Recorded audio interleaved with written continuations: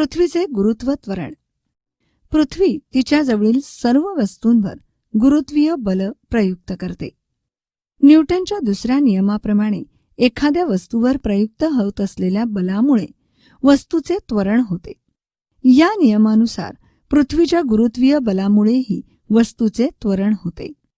यास पृथ्वीचे गुरुत्व त्वरण म्हणतात व ते जी या अक्षराने संबोधले जाते. त्वरण ही एक सदिश राशी आहे. पृथ्वीच्या गुरुत्वाकर्षणाच्या दिशा तिच्या गुरुत्वीय बलाप्रमाणे पृथ्वीच्या केंद्राकडे म्हणजेच क्षितिज लंब दिशेत असते. विचार करा. 1. पृथ्वीचे गुरुत्वाकर्षण नसते तर काय झाले असते? उत्तर. 2. जी मूल्य दुप्पट असते तर काय झाले असते? उत्तर. पृथ्वीचा पृष्ठभागावरील जी ची किंमत न्यूटनच्या नियमाप्रमाणे पृथ्वीच्या केंद्रापासून r अंतरावर असलेल्या m वस्तुमानाच्या वस्तूवरील गुरुत्वीय बल g व त्या वस्तूचे त्वरण खाली दाखवल्याप्रमाणे काढता येते. F बरोबर gm छेद r वर्ग. समीकरण 3. m हे पृथ्वीचे वस्तुमान आहे. F बरोबर mg. समीकरण 4. समीकरण 3 व 4 वरून mg बरोबर gm छेद r2. g बरोबर gm छेद r2. समीकरण 5. वस्तू पृथ्वीच्या पृष्ठभागावर स्थित असेल तर r बरोबर पृथ्वीची त्रिज्या म्हणून पृष्ठभागावरील g खालील प्रमाणे असेल. g बरोबर gm छेद r वर्ग. समीकरण 6. SI एकक मीटर प्रति सेकंद वर्ग आहे. पृथ्वीचे वस्तुमान 6 गुणिले 10 चा 24वा घात व तिची त्रिज्या 6.4 गुणिले 10 चा 6वा भाग m आहे. समीकरण 6 प्रमाणे 6.673 गुणिले 10 चा वजा 11वा घात गुणिले 6 गुणिले 10 चा 24वा घात छेद कंसात 6.4 गुणिले 10 चा 6वा घात कंसाचा वर्ग बरोबर 9.77 मीटर प्रति सेकंद वर्ग. समीकरण 7. हे त्वरण केवळ पृथ्वीचे वस्तुमान m व तिची त्रिज्या r वर अवलंबून असते व म्हणून ते पृथ्वीवरील कोणत्याही वस्तूसाठी समान असते. वस्तूच्या कोणत्याही गुणधर्मावर ते अवलंबून नसते.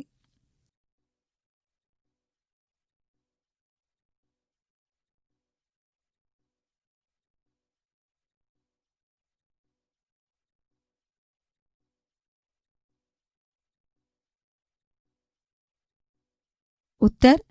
न्यूटनच्या गुरुत्वाकर्षणानुसार g बरोबर gm छेद r वर्ग. g चे मूल्य दुप्पट केले असता g बरोबर g2m छेद r छेद 2 कंसाचा वर्ग बरोबर 8 गुणिले gm छेद r वर्ग. g चे मूल्य 8 पटीने वाढले. g च्या मूल्यात होणारे बदल. पृथ्वीच्या पृष्ठभागावरील बदल. पृथ्वीच्या पृष्ठभागावरील सर्व ठिकाणी g मूल्य समान असेल काय? याचे उत्तर नाही असे आहे. याचे कारण असे की पृथ्वीचा आकार पूर्णपणे गोलाकार नाही, म्हणून तिच्या पृष्ठभागावरील वेगवेगळ्या बिंदूंचे पृथ्वीच्या केंद्रापासूनचे अंतर त्या बिंदूच्या स्थानानुसारच बदलत असते. पृथ्वी स्वतःभोवती फिरत असल्या कारणाने तिचा आकार ध्रुवाजवळ थोडा चपटा आहे व विषुववृत्तावर थोडा फुगीर आहे. अर्थात पृथ्वीची त्रिज्या ध्रुवांजवळ कमी तर विषुववृत्ताजवळ जास्त आहे, म्हणून जी मूल्य ध्रुवावर सर्वात जास्त म्हणजे 9.832.7 इतके आहे. विषुववृत्ताकडे जात असताना ते कमी कमी होत जाते. विषुववृत्तावर जी मूल्य सर्वात कमी म्हणजे 9.78 मीटर प्रति सेकंद वर्ग इतके आहे. 1. उंचीनुसार बदल. पृथ्वीच्या पृष्ठभागाच्या वर जात असताना बिंदूचे केंद्रापासूनचे अंतर वाढत जाते. व समीकरण 5 प्रमाणे जी मूल्य कमी होत जाते. पृथ्वीच्या पृष्ठभागापासूनची उंची पृथ्वीच्या त्रिज्येच्या तुलनेत खूप कमी असल्यास त्या उंचीमुळे जी मध्ये होणारा बदल अल्प असतो.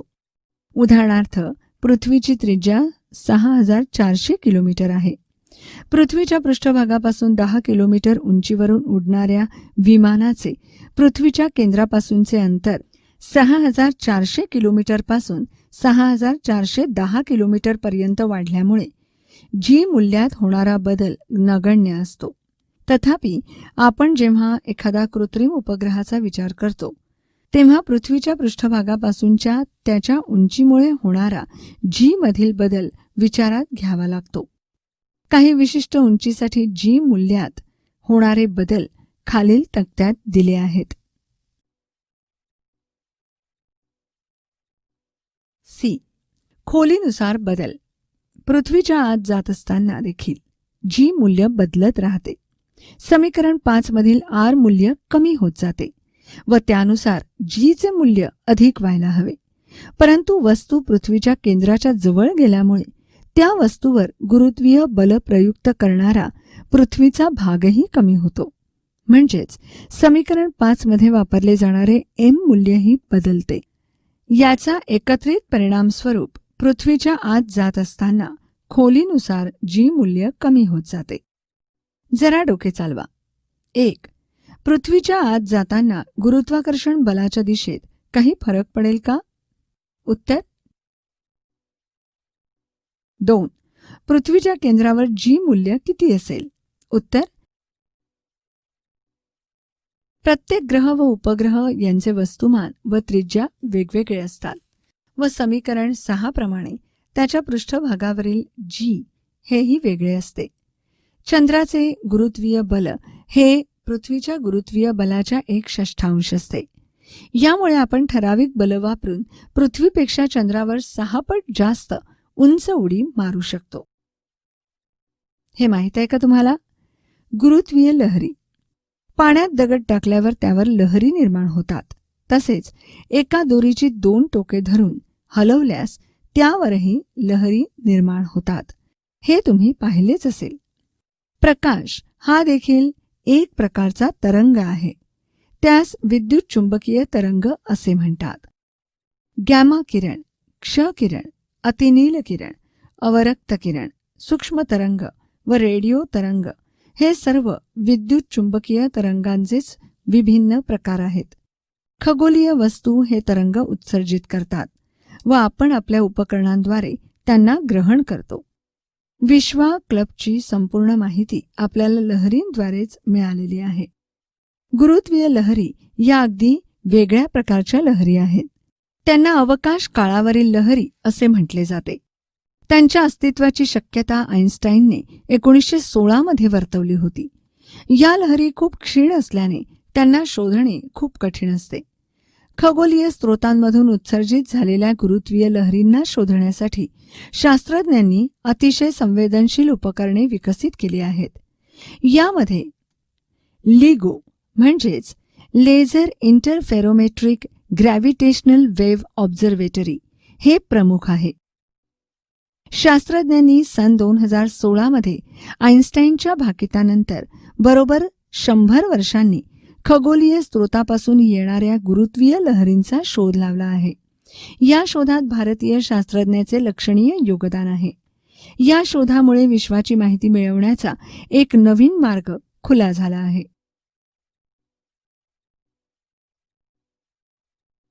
मुक्तपतन करून पहा. एक लहान दगड हातात धरा. त्यावर कोणकोणती बले प्रयुक्त होत आहेत? आता तो दगड हळूच सोडून द्या. तुम्हाला काय आढळले?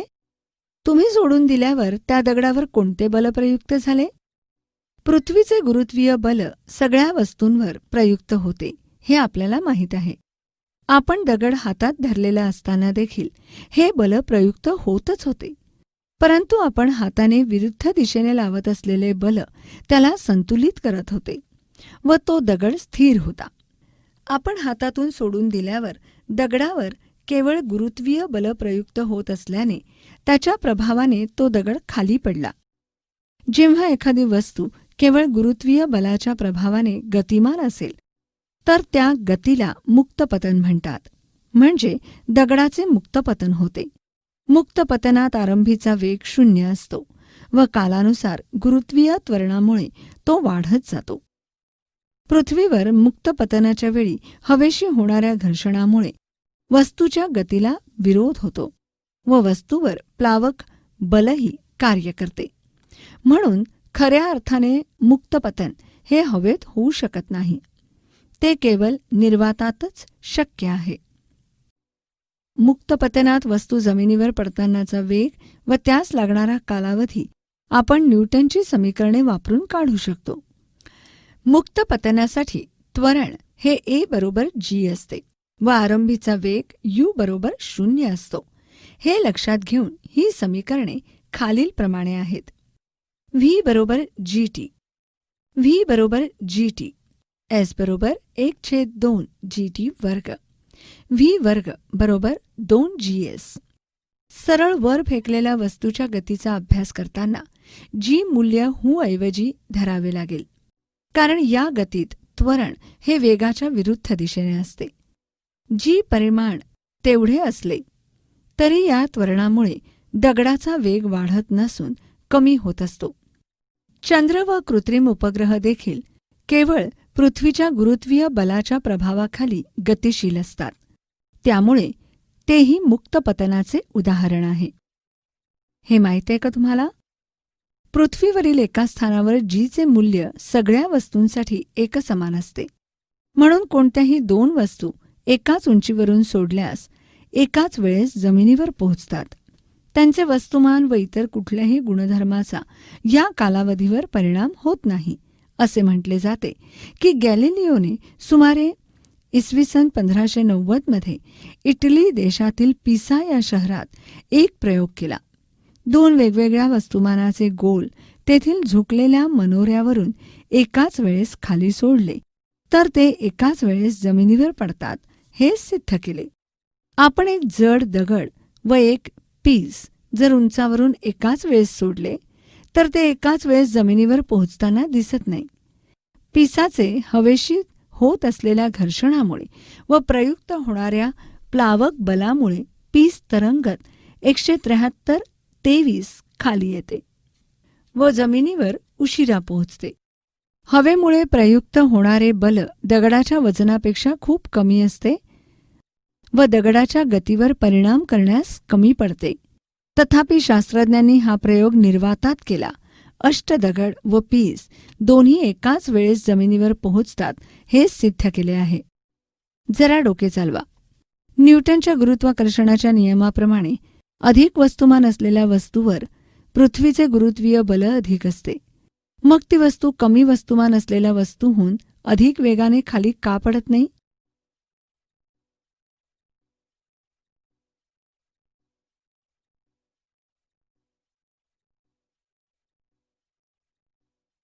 गुरुत्वीय स्थितीज ऊर्जा. मागील इयत्तेत आपण स्थितीज ऊर्जेबद्दल शिकलो होतो. वस्तूच्या विशिष्ट स्थितीमुळे किंवा स्थानामुळे त्यात जी ऊर्जा सामावलेली असते तिला स्थितीज ऊर्जा म्हणतात. ही ऊर्जा सापेक्ष असते व पृष्ठभागापासून वस्तूची उंची वाढल्यास ती वाढत जाते. याची माहिती आपण घेतली आहे. M वस्तुमान असलेल्या व पृथ्वीच्या पृष्ठभागापासून H एवढ्या उंचीवर असलेल्या वस्तूची गुरुत्वीय स्थितीज ऊर्जा mgh असते व पृथ्वीच्या पृष्ठभागावर ती 0 असते असे आपण गृहीत धरले होते. H मूल्य पृथ्वीच्या त्रिज्येच्या तुलनेत अगदी कमी असताना G मूल्य आपण स्थिर धरू शकतो व वरील mgh वापरू शकतो. परंतु H मूल्य अधिक असताना G मूल्य उंचीप्रमाणे कमी होत जाते.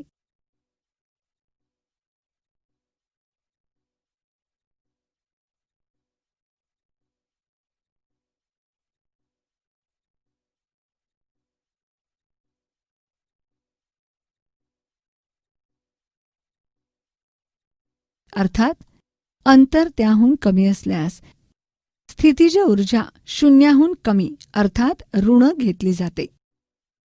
वस्तूच्या पृथ्वीच्या पृष्ठभागापासून H उंचीवर असताना तिची गुरुत्वीय स्थितीज ऊर्जा वजा GMM छेद R अधिक H एवढी घेतली जाते. येथे M व R हे अनुक्रमे पृथ्वीचे वस्तुमान व त्रिज्या आहेत. मुक्तिवेग. चेंडू वर फेकल्यावर त्याचा वेग कमी होत जातो व हे पृथ्वीच्या गुरुत्वाकर्षणामुळे शक्य होते हे आपण पाहिले. एका विशिष्ट उंचीवर जाऊन त्याचा वेग 0 होतो व तेथून तो खाली पडू लागतो. त्याची कमाल उंची त्याच्या आरंभी वेगावर अवलंबून असते. न्यूटनच्या तिसऱ्या समीकरणाप्रमाणे v वर्ग बरोबर u वर्ग अधिक 2as. v बरोबर चेंडूचा अंतिम वेग बरोबर 0 आणि a बरोबर वजा g. म्हणून 0 बरोबर u वर्ग अधिक 2 गुणिले वजा g. म्हणून चेंडूची कमाल उंची बरोबर s बरोबर u वर्ग छेद 2g. म्हणून चेंडूचा सुरुवातीचा वेग जितका जास्त तितका चेंडू जास्त उंचीवर जाईल. याचे कारण म्हणजे सुरुवातीचा वेग जितका अधिक असेल तितका जास्त तो चेंडू पृथ्वीच्या आकर्षणाचा प्रतिकार करू शकेल व तितका जास्त वर जाऊ शकेल.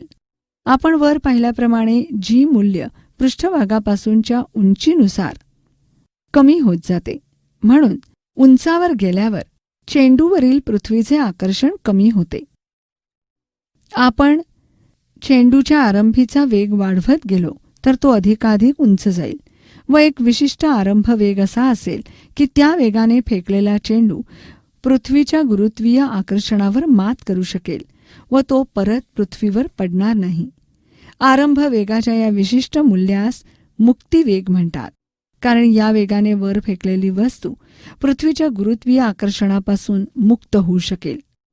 मुक्तिवेगाचे सूत्र आपण ऊर्जा अक्षयतेचा सिद्धांत वापरून पुढील प्रमाणे काढू शकतो. आरंभ वेग मुक्तिवेगा एवढा असलेली पृथ्वीच्या पृष्ठभागापासून सरळ वर जाणारी वस्तू पृथ्वीच्या गुरुत्वाकर्षणापासून मुक्त होते. गुरुत्वाकर्षणाचे बल अंतराच्या वर्गाच्या व्यस्तानुपातात असल्याने ते बल अनंत अंतरावरच 0 होते. म्हणजेच वस्तूला या बलापासून मुक्त होण्यासाठी अनंत अंतरावर जावे लागते. म्हणजे वस्तू अनंत अंतरावर जाऊन स्थिर होईल. पृथ्वीच्या अनंत अंतरावरील a गतिज ऊर्जा बरोबर mv वर्ग, b स्थितिज ऊर्जा बरोबर GMM ESE छेद r, एकूण ऊर्जा बरोबर E1 बरोबर गतिज ऊर्जा अधिक स्थितिज ऊर्जा बरोबर 1/2 mv वर्ग ESC वजा GMM छेद r. m वस्तुमानाच्या वस्तूकरता पृथ्वीच्या अनंत अंतरावरील a गतिज ऊर्जा बरोबर 0, b स्थितिज ऊर्जा बरोबर GMM छेद अनंत बरोबर 0, एकूण ऊर्जा बरोबर E2 बरोबर गतिज ऊर्जा अधिक स्थितिज ऊर्जा बरोबर 0. ऊर्जा अक्षयतेप्रमाणे E1 बरोबर E2 1/2 mv वर्ग ESC वजा GMM छेद r बरोबर 0. v वर्ग ESC बरोबर 2gm छेद r. v ESC बरोबर वर्गमुळात 2gm छेद r बरोबर वर्गमुळात 2gr बरोबर वर्गमुळात कंसात 2 गुणिले 9.8 गुणिले 6.4 गुणिले 10⁶ बरोबर 11.2 किलोमीटर प्रति सेकंद. चंद्रावर किंवा दुसऱ्या ग्रहावर पाठवल्या जाणाऱ्या अवकाशयानांचा आरंभीचा वेग मुक्तिवेगापेक्षा अधिक असणे आवश्यक असते, जेणेकरून ती याने पृथ्वीचे गुरुत्वाकर्षण पार करून इतर ग्रहांकडे जाऊ शकतील. माहीत आहे का तुम्हाला? अवकाशातील वजनहीनता अवकाशयानातील प्रवासी व वस्तू तरंगत आहेत असे दिसून येते. हे कशामुळे होते? अवकाशयान पृथ्वीपासून उंचावर असले तरीही तेथे जी मूल्य 0 असत नाही. अवकाश स्थानकावर जी मूल्य पृथ्वीच्या पृष्ठभागावरील मूल्याच्या तुलनेत केवळ 11% कमी असते. त्यामुळे अवकाशयानांची उंची हे वजनहीनतेचे कारण नसते. त्यांची वजनविरहित अवस्था ही त्यांच्या व अवकाशयानांच्या मुक्त पतनाच्या अवस्थेमुळे असते. यानाच्या कक्षेतील वेगामुळे जरी ते प्रत्यक्षात पृथ्वीवर पडत नसले तरी त्यांच्यावर केवळ गुरुत्वीय बलच प्रयुक्त होत असल्याने ते मुक्त पतनच करत असतात. मुक्त पतनाचा वेग वस्तूच्या गुणधर्मांवर अवलंबून नसल्याने प्रवासी यान व त्यातील वस्तू समान वेगाने मुक्त पतन करत असतात. त्यामुळे एखादी वस्तू हातातून सोडल्यावर प्रवाशाच्या सापेक्ष ती स्थिर राहते व वजनरहित असल्याचे जाणवते.